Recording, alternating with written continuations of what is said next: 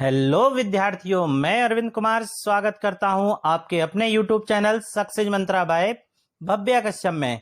विद्यार्थियों, हिंदी एक ऐसा सब्जेक्ट है जो आपके एग्जाम में स्कोरिंग बढ़ाता है, आपका स्कोर बढ़ाता है। और आज की वीडियो में हम हिंदी के 50 टॉप MCQ लेके आए हैं। ये जो वस्तुनिष्ठ प्रश्न हैं वो सभी चैप्टर से मैंने ले रखे हैं। आपसे एक मेरी बात का कहना है कि आप जितने भी मैं वीडियो बनवा रहा हूं, जितने भी सब्जेक्ट पढ़ा रहा हूं, आप उसके नोट्स बनाते चलिए, जो आपके एग्जाम के दौरान आपका बहुत फायदा करेंगे। चलिए देर ना करते हुए स्टार्ट करते हैं। पहला क्वेश्चन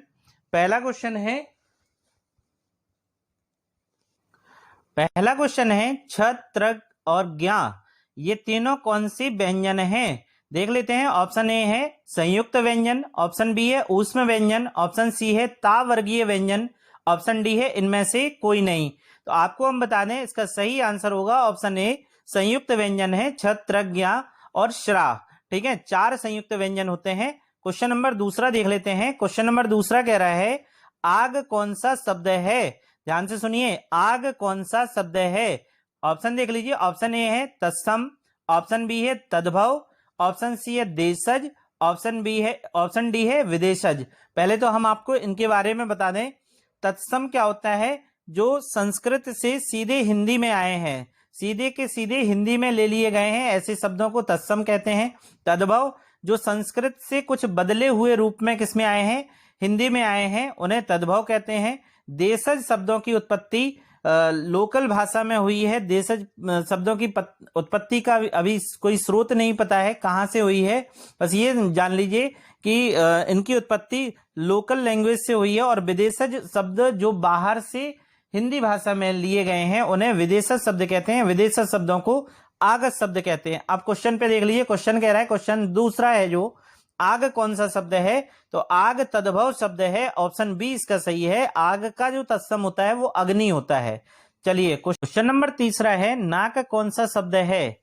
क्वेश्चन नंबर तीसरा कह रहा है नाक कौन सा शब्द है? ऑप्शन देख लीजिए। ऑप्शन ए है यौगिक शब्द, ऑप्शन बी है रूढ़ शब्द, ऑप्शन सी है योग रूढ़ शब्द, ऑप्शन डी है इनमें से कोई नहीं। तो पहले तीनों के बारे में मैं आपको बता दूं। ऑप्शन बी जो है रूढ़ शब्द है, उसमें क्या होता है कि इसका खंड नहीं हो सकता, इसे टुकड़ों में नहीं तोड़ सकते हैं। दूसरा जो है ऑप्शन ए में यौगिक शब्द जो लिखा है, इनके जो 2 शब्दों से मिलकर बना होता है, इन्हें तोड़ सकते हैं, इनका कोई अर्थ भी निकलता है। और ऑप्शन सी जो है योग ऋण शब्द क्या होते हैं? ये 2 शब्दों से मिलकर बनते हैं लेकिन अपना सामान्य अर्थ छोड़कर कोई विशेष अर्थ देने लगते हैं, उन्हें योग ऋण शब्द कहते हैं। ठीक है, तो यहाँ पे ये कह रहा है नाक कौन सा शब्द है? तो नाक का विखंडन नहीं कर सकते हैं, शब्द का विखंडन नहीं कर सकते हैं, इसलिए ये इसका सही आंसर होगा ऑप्शन बी, ऋण शब्द। अगला क्वेश्चन है चौथा, फूल कौन सी संज्ञा है? फूल के बारे में कह रहा है कि ये कौन सी संज्ञा है। ऑप्शन ए व्यक्तिवाचक संज्ञा, ऑप्शन बी जातिवाचक संज्ञा, ऑप्शन सी समूहवाचक संज्ञा, ऑप्शन डी भाववाचक संज्ञा। तो जातिवाचक संज्ञा में क्या होता है कि कोई शब्द समस्त जाति का बोध कराता है, उसे जातिवाचक संज्ञा कहते हैं। अब यहाँ पे फूल जो है वो विश्व में जितने भी फूल होंगे सभी की जाति का बोध करा रहा है, तो यहाँ पे फूल क्या है? जातिवाचक संज्ञा है, ना कि व्यक्तिवाचक संज्ञा। क्वेश्चन नंबर 5 कह रहा है ईमानदारी कौन सी संज्ञा है? ईमानदारी कौन सा संज्ञा है? ये जो शब्द है ईमानदारी, वो कह रहा है कौन सी संज्ञा है। ऑप्शन ए व्यक्तिवाचक, ऑप्शन बी है जातिवाचक, ऑप्शन सी है भाववाचक, ऑप्शन डी है समूहवाचक। तो ईमानदारी को हम देख नहीं सकते, ईमानदारी को हम महसूस कर सकते हैं, इसलिए इसका सही आंसर होगा ऑप्शन सी, भाववाचक संज्ञा है ईमानदारी। क्वेश्चन नंबर 6 कह रहा है मैं कौन सा पुरुषवाचक सर्वनाम है? तो ये सर्वनाम का एक रूप है पुरुषवाचक सर्वनाम, और उसके भी भेद होते हैं, उत्तम पुरुषवाचक, मध्यम पुरुषवाचक, अन्य पुरुषवाचक। तो उनमें पूछ रहा है कि मैं जो है वो कौन सा पुरुषवाचक सर्वनाम है। ऑप्शन देख लीजिए। ऑप्शन ए है उत्तम पुरुषवाचक, ऑप्शन बी है मध्यम पुरुषवाचक, ऑप्शन सी है अन्य पुरुषवाचक, और ऑप्शन डी है इनमें से कोई नहीं। तो इसका सही आंसर होगा ऑप्शन ए। ऑप्शन ए जो है वो उत्तम पुरुषवाचक सर्वनाम है। मैं आपको हम बता दें, मैं और हम जो है 2 शब्द ऐसे होते हैं जो उत्तम पुरुषवाचक में आते हैं। मध्यम पुरुषवाचक क्या होते हैं? तू, तुम, आप। फिर से सुन लीजिए, तू, तुम, आप किस में आएंगे? मध्यम पुरुषवाचक में आएंगे। और जो वक्ता, वक्ता क्या होता है? मैं। और श्रोता क्या होता है? मध्यम, मतलब तू, तुम, आप। इनके अलावा अगर कोई और किसी तीसरे के बारे में चर्चा हो रही है तो वो अन्य पुरुषवाचक में आएगा, जैसे यह, वह, ये, वे। ठीक है ना? तो यहां पे आप समझ गए होंगे सर्वनाम के बारे में। जो पुरुषवाचक सर्वनाम है उसके बारे में मैंने आपको बता दिया। तो मैं कौन सा था? उत्तम पुरुषवाचक सर्वनाम था। क्वेश्चन नंबर 7 कह रहा है अघोष वर्ण कौन सा है? तो अघोष वर्ण कौन सा है? यहां पे देख लीजिए, ऑप्शन ए है छोटा, ऑप्शन बी है जा, ऑप्शन सी है हा, ऑप्शन डी है सा। अब विद्यार्थियों, जिसने हमारी वर्णमाला वाली वीडियो ध्यानपूर्वक पढ़ी है, इसमें जो डली हुई है उसे अगर आपने ध्यानपूर्वक पढ़ा है तो ये आंसर आप आसानी से लगा सकते हैं। और ऐसे ही व्याकरण जो वर्णमाला से संबंधित क्वेश्चन होते हैं वो आपके एग्जाम में आपको फंसा देते हैं। अब यहाँ पे अघोष और सघोष वर्ण कौन कौन से हैं वहां पे मैंने बताया था, यहाँ पे मैं थोड़ा सा रिपीट कर ले रहा हूं। चलिए देख लीजिए, इसमें यहां पे देख लीजिए अघोष वर्ण पूछ रहा है। तो अघोष के बारे में हम आपको बता दें, अघोष प्रत्येक वर्ग का पहला और दूसरा वर्ण होता है। ठीक है? इसके अलावा आपके जो ऊष्म व्यंजन है उसमें सा सा सा इसमें लिया जाता है अघोष में। सघोष में देख लीजिए, वर्ग का तीसरा, चौथा और पांचवा वर्ण होता है। इसके अलावा जो बचा हुआ हा था ऊष्म का, वो इसमें लिया जाता है। अंतस्थ व्यंजन जो है या रा लावा, या रा लावा, ये सघोष होते हैं। और सभी स्वर कौन से हैं? सभी स्वर क्या होते हैं? सघोष होते हैं। अब इनके अनुसार आप लोग सही आंसर लगा लेंगे। अब हम आपको इसका डायरेक्ट आंसर बताए दे रहे हैं। तो सातवें का जो आंसर है वो डी है। और डी क्या है? आपका अघोष वर्ण है। तीनों सा हमने बताए थे ना आपको, तीनों सा किस में आएंगे? अघोष में आएंगे। बचा हुआ हा किस में आएगा? वो सघोष या घोष में आएगा। अब देख लीजिए क्वेश्चन नंबर 8। क्वेश्चन नंबर 8 कह रहा है घा का वर्ग में आता है, का, खा, गा, घा। तो घा का उच्चारण स्थान कौन सा है? तो ऑप्शन देख लीजिए, ऑप्शन ए कंठ, ऑप्शन बी है मूर्धा, ऑप्शन सी है दंत, ऑप्शन डी है तालु। तो इसका सही आंसर है का वर्ग में आता है, इसलिए इसका सही आंसर होगा कंठ। क्या होगा? कंठ होगा। क्वेश्चन नंबर 9 की ओर चलते हैं। क्वेश्चन नंबर 9 कह रहा है निम्न में से अल्प प्राण वर्ण कौन से हैं? निम्न में से अल्पप्राण वर्ण कौन से हैं? यहां पे आपसे पूछा है निम्न में से अल्पप्राण वर्ण कौन सा है। ऑप्शन देख लीजिए, ऑप्शन ए है फा और भा, ऑप्शन बी है कागा, ऑप्शन सी है थाधा और ऑप्शन डी है छोटा बड़ा। तो आपको हम बता दें इसका आंसर कौन सा होना चाहिए, उसके पहले आप समझ लीजिए अल्पप्राण और महाप्राण कौन कौन से वर्ण होते हैं।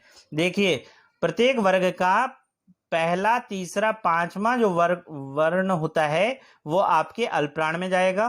पहला, तीसरा और पांचवा महाप्राण में जाएगा। बचा हुआ दूसरा और चौथा। इसके अलावा अंतस्थ व्यंजन यारा लावा किस में आएंगे? अल्पप्राण में आएंगे। और ऊष्म व्यंजन शा, शा, सा और हा किस में आएंगे? आपके महाप्राण में आएंगे। अब यहाँ पे छोटा बड़ा भी है ऑप्शन में, तो इसका मतलब स्वर किस में आएंगे? वो अल्पप्राण में आएंगे। ध्यान पूर्वक समझ लीजिए, स्वर किस में आएंगे? सभी स्वर किस में आएंगे? अल्पप्राण में आएंगे।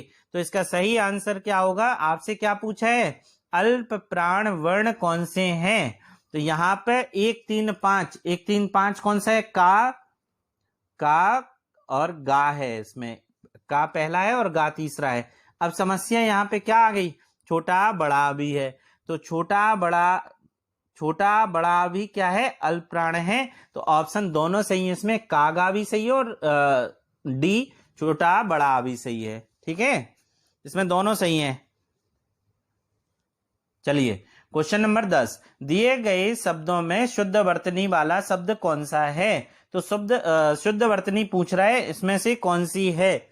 ऑप्शन देख लीजिए, सुश्रप्ति, दूसरा है सुश्रुति, ऑप्शन सी है सुश्रुति, ऑप्शन डी है सुश्राति। तो इसका सही आंसर है ऑप्शन सी सुश्रुप्ति। ठीक है, अगला क्वेश्चन देखते हैं, क्वेश्चन नंबर 11। क्वेश्चन नंबर 11 कह रहा है सिर तोड़ में कौन सा समास है? तो सिर तोड़ में समास कह रहा है कि कौन सा है? आप देख लीजिए, आप देखिए समास इसमें जो दिया है उसमें केवल तत्पुरुष समास का ऑप्शन है। तो आपको तत्पुरुष के अंदर से क्वेश्चन पूछ रहा है सिर तोड़ में कौन सा समास है। तो सिर तोड़ का पहले आपको क्या करना पड़ेगा, इसका जो ये शब्द है इसे तोड़िए पहले आप। सिर को तोड़ने वाला क्या आएगा इसमें, सिर को तोड़ने वाला। अब विभक्ति देखिए, इसमें विभक्ति कौन सी है, तो को विभक्ति है। का पे ओ की मात्रा, को इसमें विभक्ति है। अब को विभक्ति किस में आती है वो देखना है, कौन से कारक में आती है। तो इसका सही आंसर है कर्म। कर्म तत्पुरुष है क्योंकि कर्म विभक्ति, कर्म में कौन सी विभक्ति आती है, को विभक्ति आती है। संप्रदान में के लिए आता है, तो यहाँ पे के लिए गलत हो जाएगा। सिर के लिए तोड़ने वाला ऐसा नहीं है। कर्म में क्या है, सिर को तोड़ने वाला। अपादान में क्या है, अपादान से जो है अलग होने के अर्थ में। और करण में क्या है, करण में क्या है, से विभक्ति है करण में, ठीक है ना। अब आ जाइए क्वेश्चन नंबर 12 में। क्वेश्चन नंबर 12 कह रहा है महात्मा में कौन सा समास है। यहाँ पे समास कह रहे हैं महात्मा में कौन सा समास है। तो महात्मा को पहले शब्द को तोड़िए। समास में सबसे पहले आप शब्द तोड़ना सीखिए। महान है जो आत्मा, मतलब आत्मा तो है लेकिन कैसी आत्मा है, वो महान है। तो यहाँ पे देख लीजिए, ऑप्शन देख लीजिए कौन कौन से हैं। ऑप्शन ए कर्मधारय समास, ऑप्शन बी है अव्ययी भाव समास, ऑप्शन सी है तत्पुरुष समास, ऑप्शन डी है बहुब्रीहि समास। तो इसका सही आंसर होगा ऑप्शन ए कर्मधारय समास। अब यहाँ पे आत्मा तो है लेकिन कैसी है, महान है। और कर्मधारय समास का परिभाषा क्या होती है कि इसमें विशेष और विशेषण और विशेष आता है कि इसमें विशेषण विशेष बताता है कि आत्मा तो है लेकिन कैसी है, वो महान है। इसलिए इसका सही आंसर क्या होगा, ऑप्शन ए होगा कर्मधारय समास। क्वेश्चन नंबर 13 कह रहा है गोल विशेषण है। तो विशेषण कौन सा है, गोल एक शब्द है गोल, उसमें कह रहा है विशेषण कौन सा है। ऑप्शन देख लीजिए, ऑप्शन ए सार्वनामिक विशेषण, ऑप्शन बी है परिमाणवाचक विशेषण, ऑप्शन सी है गुणवाचक विशेषण, ऑप्शन डी है आपका इनमें से कोई नहीं। तो इसका सही आंसर है गोल जो है गुणवाचक विशेषण है, गुण है गोल, ठीक है। अगला है नाक कौन सा लिंग है। लिंग पूछ रहा है नाक में कौन सा लिंग है। तो देख लीजिए, ऑप्शन ए पुल्लिंग, ऑप्शन बी है स्त्रीलिंग, ऑप्शन सी है ए और बी मतलब पुल्लिंग और स्त्रीलिंग दोनों, और ऑप्शन डी है इनमें से कोई नहीं। तो आप इसे लिंग कैसे पहचानेंगे, तो एक छोटा सा वाक्य बना लिया कीजिए या छोटा सा शब्द बना लिया कीजिए इसके साथ कि नाक लंबी होती है। नाक कैसी होती है, लंबी होती है, या नाक चौड़ी होती है कई लोगों की। तो आप क्या होती है, ती का मतलब क्या होता है, ती का मतलब यह है कि वो स्त्रीलिंग जाएगा। तो इसका सही आंसर क्या है, ऑप्शन बी स्त्रीलिंग है ना कि पुल्लिंग। नाक लंबा नहीं होता है, नाक लंबी होती है, ठीक है ना। अगला क्वेश्चन है क्वेश्चन नंबर 15। क्वेश्चन नंबर 15 कह रहा है नीलकंठ में कौन सा समास है। तो नीलकंठ जो है उसमें समास कह रहा है कि कौन सा है। ऑप्शन देख लीजिए, ऑप्शन ए कर्मधारय है, ऑप्शन बी है बहुब्रीहि, ऑप्शन सी है अव्ययी भाव, ऑप्शन डी है तत्पुरुष। आप लोग आंसर लगा लिए होंगे। तो इसका सही आंसर जो है नीलकंठ में आपका बहुब्रीहि समास है, ऑप्शन बी सही है। बहु अन्य प्रधान होता है, किसी जो दिखता है वो नहीं होता है, उसके अलावा कोई प्रधान होता है। यहाँ पे नीलकंठ पक्षी के बारे में कह रहा है लेकिन कोई और शब्द इसका निकल के आ रहा है, भगवान शंकर के बारे में यहाँ कहा जा रहा है। इसलिए यहाँ पे कौन सा समास है, यहाँ पे बहुब्रीहि समास है। अगला क्वेश्चन देख लेते हैं। क्वेश्चन नंबर 16 है मैं आज नहीं पढ़ूंगा। कोई बच्चा कह रहा है अपनी माता से मैं आज नहीं पढ़ूंगा। तो इसका मतलब क्या है, कौन सा वाक्य इसमें नहीं लगा है, आप समझ सकते हैं कि इसमें कौन सा वाक्य है। ऑप्शन देख लेते हैं। ऑप्शन ए है निषेधवाचक वाक्य, ऑप्शन बी है विधिवाचक वाक्य, ऑप्शन सी है आज्ञावाचक वाक्य, ऑप्शन डी है संकेतवाचक वाक्य। तो यहाँ पे नहीं लगा है, तो नहीं का मतलब होता है नेगेटिव सेंटेंस है यहाँ पे, और ऑप्शन ए सही है निषेधवाचक वाक्य इसका आंसर सही है। क्वेश्चन नंबर आपका कौन सा है, 17। निम्नलिखित में से अशुद्ध शब्द कह रहा है कौन सा है। तो अशुद्ध आपको वर्तनी शुद्धि अशुद्धि से है ये, तो आपको इसमें अशुद्ध ढूंढना है कौन सा है। तो आप पहले देख लीजिए ऑप्शन और अपने अनुसार लगा लीजिए, फिर हम आपको सही इसके आंसर बताते हैं। ऑप्शन ए है एकत्र, ऑप्शन बी है नीरस, ऑप्शन सी है मंत्रिमंडल, ऑप्शन डी है योगीराज। तो इसका सही आंसर है ऑप्शन सी मंत्रिमंडल। देखिए इसमें ऑप्शन सी जो है वो अशुद्ध है, क्योंकि मंत्रिमंडल में छोटी ई की मात्रा आती है, त्रा पे मंत्रिमंडल, मंत्रिमंडल में छोटी ई की मात्रा आती है। लेकिन अगर यहाँ पे मंत्री होता, केवल मंत्री होता, तो इसमें बड़ी ई की मात्रा आती, लेकिन मंत्रिमंडल में छोटी ई की मात्रा आएगी। समझ गए? यहाँ पे क्वेश्चन नंबर 18 की ओर चलते हैं। निम्नलिखित में से अशुद्ध शब्द कह रहा है, अशुद्ध शब्द कौन सा है? इन चारों में से अशुद्ध शब्द यहाँ पे भी पूछ रहा है कि कौन सा है। तो देख लीजिए, इसमें अशुद्ध शब्द पहला ऑप्शन है ईर्ष्या, ऑप्शन बी है अनुकूल, ऑप्शन सी है आशीर्वाद, और ऑप्शन डी है नक्षत्र। तो इसका सही आंसर है ऑप्शन डी नक्षत्र। गलत लिखा हुआ है। नक्षत्र कैसे लिखते हैं आपको हम बता दें, छत्रज्ञा वाला छा होता है इसमें, नक्षत्र, ये सही है, और उसका सही आंसर है ऑप्शन डी। क्वेश्चन नंबर 19, निम्नलिखित में से घर का पर्यायवाची शब्द नहीं है। आपको बताना है इन चार में से घर का पर्यायवाची शब्द कौन सा नहीं है। तो आप इसमें से देख लीजिए, ऑप्शन ए है पावक, ऑप्शन बी है सदन, ऑप्शन सी है शाला, ऑप्शन डी है निकेतन। तो इसका सही आंसर है ऑप्शन ए, पावक जो है वो घर का पर्यायवाची नहीं है। ये किसका पर्यायवाची है? अग्नि का पर्यायवाची होता है। आग, अनल, पावक, दहन, हुताशन, ये सब किसके पर्यायवाची हैं? अग्नि के पर्यायवाची हैं। पर्यायवाची का मैंने स्पेशल वीडियो बनाया है, आप जाके उसे देख सकते हैं। अगर आपको हिंदी अच्छा करना है, आपके एग्जाम में अगर हिंदी 50 क्वेश्चन का आ रहा है तो 50 में से 50 आप ला सकते हैं, 30 क्वेश्चन का आ रहा है तो 30 में से 30 भी हिंदी में ला सकते हैं। और हमने आपको बताया है कि आप हिंदी से अपने जो एग्जाम में नंबर जो है उसकी लीड बढ़ा सकते हैं। नंबर अगर आपके 100% हिंदी में आ रहे हैं, जैसे 30 नंबर का 30 में से 30 इसमें आ गए, ठीक है ना, तो आपको यहां पर अगर आपके नंबर आप सिलेक्शन के करीब पहुंचाता है तो केवल हिंदी ही पहुंचाता है। आप हिंदी बहुत मजबूत करके रखिएगा एग्जाम में। क्वेश्चन नंबर 20 जो है, सर्वनाम कितने प्रकार के होते हैं? सर्वनाम जो है वो कितने प्रकार के होते हैं? तो देख लीजिए, ऑप्शन ए है 3, ऑप्शन बी है 4, ऑप्शन सी है 5, ऑप्शन डी है 6। तो सर्वनाम 6 प्रकार के होते हैं। ध्यानपूर्वक सर्वनाम के जो प्रकार हैं उन्हें ध्यानपूर्वक आप सुनिए केवल। कौन कौन से हैं? पुरुषवाचक सर्वनाम, अभी हमने पुरुषवाचक सर्वनाम के तीनों भेद बताए हैं। दूसरा है निश्चयवाचक सर्वनाम, तीसरा है अनिश्चयवाचक सर्वनाम, चौथा है संबंधवाचक सर्वनाम, पांचवा है निजवाचक सर्वनाम, छठवां है प्रश्नवाचक सर्वनाम। चलिए क्वेश्चन नंबर 21 की ओर चलते हैं। क्वेश्चन नंबर 21 कह रहा है कवि का स्त्रीलिंग रूप क्या होता है? तो ये क्वेश्चन दो प्रकार से बनता है। यहाँ पे कवि का स्त्रीलिंग पूछ लिया, या फिर आपको कवित्री की क्या पूछेगा? वर्तनी शुद्धि अशुद्धि में पूछ लेगा।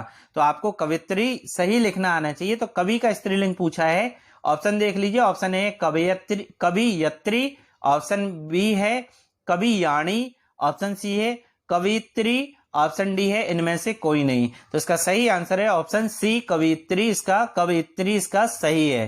क्वेश्चन नंबर 22 है, सूर्य का स्त्रीलिंग रूप क्या है? तो सूर्य का स्त्रीलिंग रूप कह रहा है कौन सा होता है? ऑप्शन देख लीजिए, ऑप्शन ए है सूर्याणी, ऑप्शन बी है सूर्या, ऑप्शन सी है आपका सूरा, ऑप्शन डी है सूरी। तो इसका सही आंसर है ऑप्शन बी सूर्या। इसका स्त्रीलिंग होता है सूर्य का। क्वेश्चन नंबर 23 कह रहा है वह कुल्हाड़ी से वृक्ष काटता है। ध्यानपूर्वक सुनना, वह कुल्हाड़ी से वृक्ष काटता है। इस वाक्य में से कह रहा है कौन सी कारक विभक्ति है? आप ध्यानपूर्वक सुनिए, इसका सही पहले ऑप्शन पढ़ लेते हैं, फिर इसका हम डिटेल में बता देंगे इसका क्या आंसर सही होगा और कैसे होगा। ऑप्शन ए है करण कारक, ऑप्शन बी है संप्रदान कारक, ऑप्शन सी है अधिकरण कारक, ऑप्शन डी है अपादान कारक। तो यहाँ पे विभक्ति आपको हम बताएं, यहाँ पे विभक्ति है जो से किसकी विभक्ति है? वो कर्ण, कर्ता ने कर्म को कर्ण से, संप्रदान के लिए अपादान से अलग होने के भाव में, और यहाँ पे अधिकरण दिया है। अधिकरण का मतलब होता है मैं पर, इसकी विभक्ति है। तो यहाँ पे अपादान में क्या होता है? अलग होने के अर्थ में आता है, से अलग होने के अर्थ में आता है। और यहाँ पे क्या होता है? कर्ण से। अब यहाँ पे जो से लगा है, तो से क्या होता है? कर्ण कारक वह कारक होता है जिसके माध्यम से कार्य किया जाए। यहाँ पे किसके माध्यम से कार्य हो रहा है? कुल्हाड़ी के माध्यम से कार्य हो रहा है, जो वृक्ष काटा जा रहा है। जैसे हम आपको एक उदाहरण और बताएं, बालक ने कलम से पत्र लिखा। तो यहाँ पे कलम जो है वो एक माध्यम है, उसके द्वारा पत्र लिखा गया कलम के माध्यम से, ठीक है। हालांकि जो लिख रहा था वो बालक लिख रहा था, लेकिन किसी के माध्यम से पत्र लिखा जा रहा है, तो कलम के माध्यम से पत्र लिखा जा रहा है। तो यहाँ पे कारक क्या होगा, जो कारक जो होगा वो करण कारक होगा। ऑप्शन ए इसका सही है। चलिए क्वेश्चन नंबर 24 है। क्वेश्चन नंबर 24 कह रहा है आपसे, व्याकरण जानने वाला वाक्य के लिए एक शब्द क्या है। सुपरटेट में पूछा गया लास्ट टाइम पे ये क्वेश्चन है, व्याकरण जानने वाला वाक्य के लिए एक शब्द कौन सा है। ऑप्शन ए है व्याकरण विशेषज्ञ, ऑप्शन बी है व्याकरण पंडित, ऑप्शन सी है व्याकरण, ऑप्शन डी है व्याकरण ज्ञाता। तो इसका सही आंसर है ऑप्शन सी, व्याकरण। ऑप्शन सी सही है इसका। क्वेश्चन नंबर 25 कह रहा है, क्वेश्चन नंबर 25 जो आपसे कह रहा है, गाल बजाने का अर्थ क्या है। गाल बजाना, ऑप्शन ए है पिटाई करना, ऑप्शन बी है गाली देना, ऑप्शन सी है क्रोधित होना, ऑप्शन डी है डींग हाँकना। तो इसका सही आंसर है ऑप्शन डी, डींग हाँकना होता है गाल बजाना। वो फेंकते नहीं है ना, जो लोग वाक फेंकते हैं, तो डींग हाँकते हैं, हम यहाँ गए वहां गए, हमने ऐसा किया वैसा किया, वो क्या होता है, गाल बजाना होता है, ठीक है ना। ये मुहावरा था गाल बजाना। अगला है क्वेश्चन नंबर 26, शुद्ध वर्तनी कह रहा है, इसमें से शुद्ध वर्तनी कौन सी है। तो ज्योत्सना जो है वो चारों में से आपको देखना है ज्योत्सना सही कहां लिखा है। तो आपका इसमें सही जो आंसर होगा वो होगा ऑप्शन बी। कौन सा आंसर सही होगा, ऑप्शन बी सही होगा। यहाँ पे हमको बता दें आपको, यहाँ पे आधा ता लिया गया है, आधा शा लिया गया है और ना बड़ा है, ठीक है ना। तो आधा ता और आधा शा आएगा इसमें, ज्योत्सना। यहाँ पे लिख के भी हम आपको बता दें कि कैसे लिखा जाएगा। तो इसका सही ऑप्शन जो है ऑप्शन बी है, ज्योत्सना। लिख के भी बता दिया, आधा ता है आधा शा है और बड़ा ना है, ठीक है। अगला क्वेश्चन है, जो भी विद्यार्थी हमारे चैनल पर पहली बार विजिट किए हैं या वीडियो को देख रहे हैं वो चैनल को सब्सक्राइब कर लें। चलिए चलते हैं अगले क्वेश्चन की ओर। अगला क्वेश्चन नंबर 27 कह रहा है, कपीस में प्रयुक्त संधि का नाम बताना है।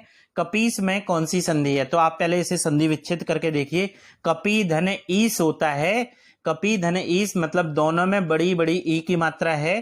तो यहां पर आप समझ लीजिए, अगर दोनों में देखिए जो पहला शब्द है उसका आखिरी वाला हम लोग वर्ण देखते हैं और दूसरे शब्द का पहला वाला वर्ण देखते हैं। तो कपी में बड़ी है, इसमें बड़ी की मात्रा है, और दूसरे में ईस में भी बड़ी की मात्रा है। जब बड़ी बड़ी मिलती है तो बड़ी बनेगी। तो यहाँ पे आप ऑप्शन देख लीजिए, ऑप्शन कौन सा है, ऑप्शन देख लीजिए। ऑप्शन ए है वृद्धि संधि, ऑप्शन बी है विसर्ग संधि, ऑप्शन सी है व्यंजन संधि, ऑप्शन डी है दीर्घ संधि। तो इसका सही आंसर है ऑप्शन डी, दीर्घ संधि है। जब एक जैसे जो शब्द होते हैं, वर्ण होते हैं, जब वो एक जैसे वर्ण आते हैं तो वहां पे जो संधि का मेल होता है वो दीर्घ संधि में चला जाता है। तो यहाँ पे कौन सी संधि होगी, दीर्घ संधि होगी। क्वेश्चन नंबर 28 कह रहा है, निम्नलिखित में से कौन सा शब्द वृद्धि संधि का उदाहरण नहीं है। तो कौन सा शब्द वृद्धि संधि का उदाहरण नहीं है, ऑप्शन देख लीजिए। ऑप्शन ए है सदैव, ऑप्शन बी है परमोदार्य, ऑप्शन सी है गुरुपदेश, ऑप्शन डी है जलोषध। तो इसका सही आंसर जो होगा ऑप्शन सी होगा, गुरुपदेश। अब वृद्धि संधि का आपको हम बता दें कि वृद्धि संधि की एक जो सबसे बढ़िया ट्रिक है, आप देख लिया कीजिए कि कौन से शब्द में डबल मात्राएं लगी हैं। तो जिन शब्दों में डबल मात्राएं होती हैं वो वृद्धि संधि में चली जाती हैं। जैसे सदैव में डबल मात्रा लगी है, परमोदार्य में डबल मात्रा लगी है और जलोषध में भी डबल मात्रा लगी है। तो ये सभी किसके उदाहरण हैं, वृद्धि संधि के हैं। और आपसे प्रश्न में पूछा गया है वृद्धि संधि का कौन सा उदाहरण नहीं है, तो गुरुपदेश वृद्धि संधि का उदाहरण नहीं होता है। अगला कौन सा है, क्वेश्चन नंबर 29 है, अनुनासिक व्यंजन कौन से होते हैं। तो अनुनासिक व्यंजन देख लीजिए, ऑप्शन वर्ग का तृतीय अक्षर होता है, ऑप्शन बी वर्ग का प्रथमाक्षर होता है, ऑप्शन सी वर्ग का पंचमाक्षर होता है, ऑप्शन डी वर्ग का द्वितीय अक्षर होता है। तो जो वर्ग, प्रत्येक वर्ग का पांचवा जो अक्षर होता है वो अनुनासिक व्यंजन कहलाता है। तो ऑप्शन सी इसका सही है। कौन सा ऑप्शन सही है, ऑप्शन सी इसका सही है। अगला है क्वेश्चन नंबर 30, ज्येष्ठ का विलोम शब्द क्या है। ज्येष्ठ का विलोम शब्द कह रहा है, ऑप्शन ए है पूर्व, ऑप्शन बी है अगज, ऑप्शन सी है भूत, ऑप्शन डी है कनिष्ठ। तो ज्येष्ठ का विलोम होगा कनिष्ठ, ऑप्शन डी सही है इसका। अगला देख लीजिए 31 है, ज्ञा वर्ण किन वर्णों के संयोग से बना है? तो ज्ञा, छत्र ज्ञा वाला ज्ञा है, ये किस वर्ण, किन वर्णों के संयोग से मिलकर बना है? तो देख लीजिए, जा या, और बी में जा में हलंत लगा है और यहाँ ऐसे ही है। ऑप्शन सी है जा और न्या, और ऑप्शन डी है जा धा। तो ऑप्शन बी इसमें सही है, जा और यहाँ से मिलकर क्या बना है? ज्ञा बना है। ठीक है, ऑप्शन बी सही है इसका। अगला है, जिन शब्दों के अंत में छोटा आ आता है उन्हें क्या कहते हैं? ऑप्शन देख लीजिए, ऑप्शन ए अनुनासिक, ऑप्शन बी है अयोग्यवाय, ऑप्शन सी है अंतस्थ, ऑप्शन डी है अकारांत। तो जिन शब्दों के अंत में छोटा आता है अकारांत शब्द कहलाते हैं, ऑप्शन डी सही है। जिन शब्दों के अंत में बड़ा आता है आकारांत कहलाता है, जिन शब्दों के अंत में छोटी आती है इकारांत कहलाती है, जिन शब्दों के अंत में बड़ी आती है ईकारांत कहलाते हैं, और जिन शब्दों के अंत में छोटा ऊ आता है उकारांत और बड़ा ऊ आता है तो उकारांत शब्द कहलाते हैं। Question number 33। क्वेश्चन नंबर 33 कह रहा है शिव का विशेषण क्या है? तो शिव का विशेषण कह रहा है क्या है? ऑप्शन ए है शैव, ऑप्शन बी है शैल, ऑप्शन सी है शिवेश, ऑप्शन डी है शंकर। तो शिव का विशेषण जो होता है ऑप्शन ए शैव होता है। कौन सा होता है? शैव होता है। 34 नंबर देख लीजिए, जाके पांव न फटे बिमाई, सो क्या जाने पीर पराई का अर्थ क्या होता है? ऑप्शन ए है, ये क्या है? लोकोक्ति है, इसका अर्थ पूछ रहा है। इसका अर्थ क्या होगा? ऑप्शन ए है दूसरे के कष्ट को अनुभव करना, ऑप्शन बी है जिसके ऊपर बीतती है वही जानता है, ऑप्शन सी है कठोर होना, ऑप्शन डी है दयालु होना। तो इसका सही आंसर है ऑप्शन बी, जिसके ऊपर बीतती है वही जानता है। जाके पांव ना फटे बिमाई, सो क्या जाने पीर पराई। जिसकी पांव की बिमाई फटती है वही जानता है कि विपत्ति क्या होती है। अगला क्वेश्चन है क्वेश्चन नंबर 35, निम्नलिखित में से किस वाक्य में अकर्मक क्रिया है? कर्मक और अकर्मक मैंने बड़ा डिटेल में पढ़ाया है आपको, पिछले वीडियो आप देख सकते हैं जिसमें 30 MCQ थे, उसमें अकर्मक क्रिया और सकर्मक क्रिया के उदाहरण थे। यहाँ पे देख लीजिए, ऑप्शन ए है राम पत्र लिखता है, ऑप्शन बी है श्याम आम खाता है, ऑप्शन सी है गेहूं पिस रहा है, ऑप्शन डी है मोहन हॉकी खेलता है। तो सकर्मक और अकर्मक का क्या अंतर होता है? सकर्मक में क्या होता है, या तो कर्म आपको दिखाई देगा या कर्म होने की संभावना होती है। यहाँ पे कर्म मिल रहा है। ऑप्शन ए में क्या लिखता है? तो पत्र लिखता है। ऑप्शन बी में क्या खाता है? तो आम खाता है। और ऑप्शन डी में क्या खेलता है? तो हॉकी खेलता है। अब यहाँ पे गेहूं पिस रहा है, तो पिसना क्या होता है? अकर्मक होता है। तो आपको हम बता दें कुछ शब्द ऐसे होते हैं जो अकर्मक क्रिया में आते हैं, हमेशा लिख लीजिए, नोट कर लीजिए, शब्द लिख लीजिए कौन कौन से हैं। हंसना, रोना, कूदना आपका इसमें आएगा, पिसना इसमें आएगा, उगना आएगा, उड़ना आएगा। ठीक है ना? तो ये शब्द जो थे वो किसके थे? अकर्मक क्रिया के शब्द थे। अगर किसी वाक्य में ये वाले शब्द आ रहे हैं तो अकर्मक क्रिया के वो शब्द होंगे।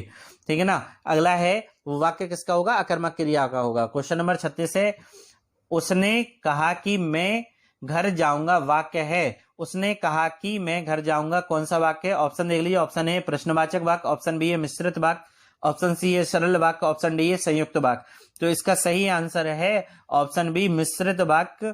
अगर कोई योजक चिन्ह जो योजक शब्द होता है दो वाक्यों के बीच में लगा होता है, यहाँ पे जो योजक शब्द है वो की है, की जो है वो किस में लगा है? दो वाक्य हैं उसके बीच में, उपवाक्य हैं उसके बीच में लगा है। तो मिश्रित जो योजक वाक्य होते हैं, योजक शब्द होते हैं वो नोट कर लो। जो तो जहां की, जिसमें, जिसको, क्योंकि, ताकि, जैसे वैसे इत्यादि ऐसे शब्द होते हैं जो मिश्रित वाक्य में बीच में आते ही आते हैं। क्वेश्चन नंबर 37 है। क्वेश्चन नंबर 37 कह रहा है निम्न वाक्यों में से संयुक्त वाक्य कौन सा है? संयुक्त वाक्य कह रहा है कि कौन सा है। यहाँ पे देख लीजिए, जो तो जहां की, जिसमें जो है वो मिश्रित वाक्य में आता है। ठीक है, तो यहाँ पे देख लीजिए, ऑप्शन ए है रूपा चाहती है की आ गया तो मिश्रित में चला गया, ऐसे काटिए। दूसरा क्या है? मैंने यह पक्षी देखा जो घायल था, जो आ गया ऐसे काटिए, मिश्रित में चला गया। वह खाना खाकर सो गया, ये सरल वाक्य है। ठीक है ना? तो इसे भी काट दीजिए, सरल वाक्य है। अगला है उसने खाना खाया और सो गया, तो इसमें जो और लगा है वो संयुक्त वाक्य का है। किंतु, परंतु, या, और, पर, इसलिए, फिर भी, लेकिन। फिर से सुन लीजिए, किंतु, परंतु, या, और, पर, इसलिए, फिर भी, लेकिन। अगर ये योजक शब्द है, अगर किसी दो उपवाक्यों को जोड़ रहे हैं तो वो किसके होंगे? वो जो होंगे वो आपके होंगे संयुक्त वाक्य के उदाहरण होंगे।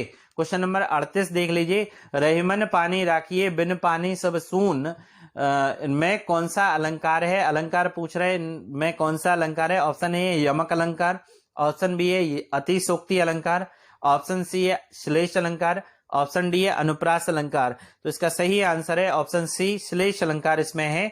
अगला क्वेश्चन देख लेते हैं, क्वेश्चन नंबर 39, जुगुप्सा में कौन से रस का स्थायी भाव है? जुगुप्सा कह रहा है कौन से रस का स्थायी भाव है? ऑप्शन देख लीजिए, ऑप्शन ए बीभत्स रस का, ऑप्शन बी है अद्भुत रस का, ऑप्शन सी है करुण रस का, ऑप्शन डी है शांत रस का।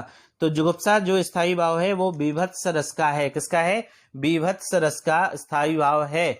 अद्भुत रस का जो स्थायी भाव होता है वो है विस्मय। अद्भुत का क्या होता है? विस्मय होता है। करुण का क्या होता है? शोक होता है। और शांत का निर्वेद होता है। नोट कर लीजिए, करुण का शोक होता है और शांत का निर्वेद होता है। चलिए अगला चलते हैं, अगला देख लेते हैं। दिए गए विकल्पों में से मारुत का पर्यायवाची बताइए। मारुत कह रहा है किसका पर्यायवाची है? ठीक है, तो ऑप्शन देख लीजिए, ऑप्शन ए है देवता का, ऑप्शन बी है तालाब का, ऑप्शन सी है पृथ्वी का, ऑप्शन डी है वायु का। तो मारुति नंदन कौन है? जो हनुमान जी हैं वो मारुति नंदन है और हनुमान जी को हवा वायु का पुत्र माना जाता है। तो मारुत किसका पर्यायवाची है? वायु का पर्यायवाची है। ऑप्शन डी यहाँ पे सही है। अगला 3-4 हमने साहित्य के क्वेश्चन डाल रखे हैं आगे। यहाँ से क्वेश्चन इंपोर्टेंट डाल रखे हैं साहित्य के, आपने रट डालिए। ठीक है, क्वेश्चन नंबर 41 है, सुहाग के नूपुर के रचयिता कौन है? ऑप्शन ए है सूर्यकांत त्रिपाठी निराला, ऑप्शन बी है मोहन राकेश, ऑप्शन सी है प्रेमचंद, ऑप्शन डी है अमृतलाल नागर। तो इसका सही आंसर जो है ऑप्शन ए है सूर्यकांत त्रिपाठी निराला जो है सुहाग के नूपुर के रचयिता हैं। तो निराला जो है सुहाग के नूपुर के रचयिता हैं। अगला जो है क्वेश्चन नंबर 42, कौन सा शब्द गुणवाचक विशेषण है? गुणवाचक विशेषण कह रहा है कौन सा शब्द है? ऑप्शन ए है 10 हाथी। तो ये गुणवाचक नहीं है, ये आपका क्या चला गया, ये गुणवाचक में नहीं आएगा। ये जो होगा ये निश्चित संख्यावाचक में आ जाएगा। लाल फूल जो है, लाल रंग जो होता है, रंग आपको बता दें, रंग जो होते हैं वो गुणवाचक में आते हैं। तो यहाँ पे लाल जो है, लाल फूल यहाँ पे जो है वो गुणवाचक विशेषण का उदाहरण है। ऑप्शन बी सही है। 5 जो है वो संख्यावाचक में चला गया। थोड़ा सा गेहूं अनिश्चित संख्यावाचक में चला गया। तो यहाँ पे लाल फूल जो है वो ऑप्शन सही होगा। अगला चलते हैं, ठलुआ क्लब किसका निबंध है? ठलुआ क्लब कई बार एग्जाम में पूछा गया है, किसका निबंध है? ऑप्शन देख लीजिए, ऑप्शन ए है गुलाब राय, ऑप्शन बी है नागार्जुन, ऑप्शन सी है प्रेमचंद, ऑप्शन डी है मुक्तिबोध। मैंने आपको बताया साहित्य के 4-5 क्वेश्चन मैंने डाल रखे हैं, उन्हें रट डालिए, याद कर लीजिए। तो ठलुआ क्लब किसका निबंध है? तो आपको बता दें गुलाब राय जी का ये निबंध है। ऑप्शन ए सही है इसका। अगला है बाणभट्ट की आत्मकथा की उपन्यास किसका उपन्यास है? किसका उपन्यास है ये बाणभट्ट की आत्मकथा? ऑप्शन देख लीजिए, महादेवी वर्मा जी का, ऑप्शन बी है हजारी प्रसाद द्विवेदी, ऑप्शन सी है सुमित्रा नंदन पंत, ऑप्शन डी है जयशंकर प्रसाद। तो इसका सही आंसर है हजारी प्रसाद द्विवेदी। ऑप्शन बी सही है इसका, ऑप्शन बी सही है इसका। चलिए अगला देखते हैं, भारत दुर्दशा किसका उपन्यास है? ऑप्शन देख लीजिए, option A Hazari Prasad Dwivedi, option B है श्रीधर पाठक, ऑप्शन सी है सुमित्रा नंदन पंत, ऑप्शन डी है भारतेंदु हरिश्चंद्र। तो इसका सही आंसर है option D Bharatendu Harishchandra. Option D इसका सही है भारतेंदु हरिश्चंद्र। अगला है भ्रमर गीत के रचयिता कौन है? किसके भ्रमर गीत के रचयिता कौन है? ऑप्शन देख लीजिए, ऑप्शन ए है तुलसीदास, ऑप्शन बी है रसखान, ऑप्शन सी है सूरदास, ऑप्शन डी है अमृतलाल नागर। तो इसका सही आंसर है आपका ऑप्शन सी सूरदास भ्रमर गीत के रचयिता हैं। अगला है अलंकार से, अंबर पनघट में डुबा रही तारा घट उषा नागरी उपयुक्त पंक्तियों में कौन सा अलंकार है? अलंकार पूछ रहा है आपसे, कौन सा अलंकार है? ऑप्शन ए है यमक अलंकार, ऑप्शन बी है रूपक, ऑप्शन सी है श्लेष, ऑप्शन डी है अनुप्रास। तो 47 का सही आंसर है ऑप्शन बी रूपक अलंकार के ये उदाहरण हैं। क्वेश्चन नंबर 48 कह रहा है विकारी शब्दों में कितने भेद होते हैं? तो विकारी शब्दों के कितने भेद होते हैं? ऑप्शन देख लीजिए, ऑप्शन ए है 2, ऑप्शन बी है 3, ऑप्शन सी है 4, ऑप्शन डी है 5। तो इसका सही आंसर है विकारी जो शब्द होते हैं उसके 4 भेद होते हैं। 4 भेद कौन कौन से हैं? संज्ञा, सर्वनाम, क्रिया और विशेषण। संज्ञा, सर्वनाम, क्रिया और विशेषण ये विकारी शब्द होते हैं। और अविकारी शब्द कौन से होते हैं? क्रिया विशेषण होता है, आपका क्रिया विशेषण हो गया। विकारी शब्द तो हमने आपको बता दिया, संज्ञा सर्वनाम क्रिया विशेषण होता है। और अविकारी भी 4 भेद होते हैं। अविकारी शब्द कौन कौन से हैं नोट कर लीजिए। क्रिया विशेषण होता है, संबंध बोधक होता है, समुच्चय बोधक होता है और विस्मयादि बोधक होता है। अगला क्वेश्चन देख लेते हैं। क्वेश्चन नंबर 49 है, शिलीमुख किसका पर्यायवाची है? जो इसका सही आंसर आप लोगों में से बता दे तो हम उसे बहुत होशियार मानेंगे कि आप होशियार हो गए हैं। चलिए, शिलीमुख कह रहा है, शिलीमुख किसका पर्यायवाची है? ऑप्शन ए है बाण का, ऑप्शन बी है भौरा का, ऑप्शन सी है मोर का, ऑप्शन डी है पृथ्वी का। तो इसका सही आंसर बताइए, क्या है इसका सही आंसर? तो शिलीमुख यहाँ पर जो है वो भौरा का पर्यायवाची है। किसका पर्यायवाची है? भौरा का। अब यहाँ पे देख लीजिए, शिलीमुख में ला में बड़ी की मात्रा है तो ये भौरा का बन रहा है। अगर ला में छोटी की मात्रा होती, शिलीमुख ला में किसकी छोटी की मात्रा होती, तो वो बाण का पर्यायवाची हो जाता। ठीक है ना, याद कर लेना, दोनों बहुत इंपॉर्टेंट हैं। क्वेश्चन नंबर 50 जो है आज का आखिरी क्वेश्चन है ये, उदासीन स्वर कौन सा कहलाता है?